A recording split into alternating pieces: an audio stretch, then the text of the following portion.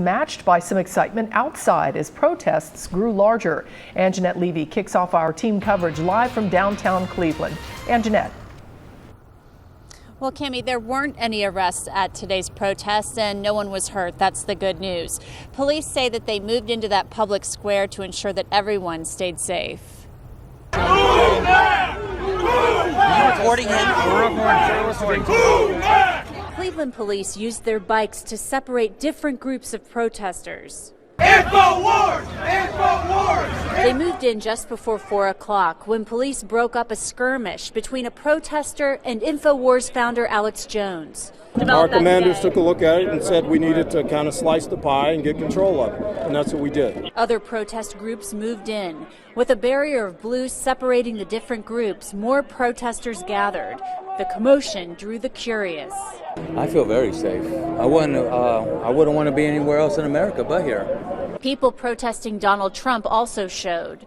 Just the idea that he could even be considered as a presidential candidate in charge of a branch of the government is just insane. But New Yorker Julian Raven doesn't think a Trump presidency is such a crazy idea. Because Donald Trump is an executive, he's been an executive his entire life, and he's been qualified through the School of Hard Knocks to become the chief executive of our country. Cleveland's police chief said that his officers didn't use any force because it wasn't necessary. He said that his officers, along with all of the other officers that were there that came from around the country to help with security, acted professionally and the protesters complied. And we would like to point out that sometimes it appeared that there may have been more media and police officers than actual protesters.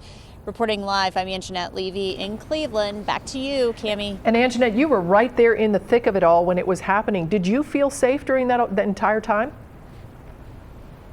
I actually did, Cammie. It was kind of strange. You know, the police officers literally built a wall between the groups protesting. It was really interesting because you had some Christian groups over here. You had a Black Lives Matter group over here, the Westboro Baptist Church over there. So you had all these groups in these different locations all protesting simultaneously.